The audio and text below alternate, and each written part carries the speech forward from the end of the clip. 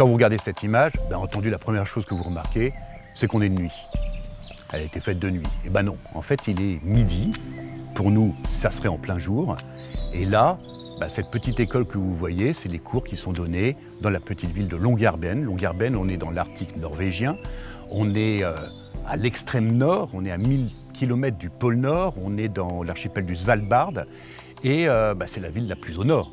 La vie y est difficile, elle est peuplée de mineurs, elle est peuplée d'aventuriers, elle est peuplée de gens qui s'acclimatent à deux saisons dans l'année, le jour et la nuit. Et là, c'est la nuit. Axel de Russé, qui est la photographe qui a réalisé cette image, a passé plusieurs semaines, plusieurs mois, sur plusieurs années même, dans cet archipel du Svalbard, pour photographier la vie de ces gens et qui se sont acclimatés à ces conditions difficiles. Nous, on ne supporterait pas. On aurait du mal à y vivre parce que vivre la nuit, c'est pas évident.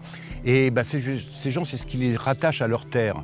Et ce qui est intéressant, c'est qu'elle s'est attachée à la ville qui est la plus au sud du monde, dans l'hémisphère sud, sur la Patagonie chilienne. Elle est partie aussi à Puerto Williams. Et à Puerto Williams, ce qui est intéressant par rapport à Longyearbyen, c'est qu'on a l'impression que ces deux extrêmes se rejoignent, se recoupent. Elle a travaillé beaucoup avec de la lumière infrarouge. Et ce sont en fait ces deux extrêmes, finalement, les sentinelles de notre réchauffement climatique.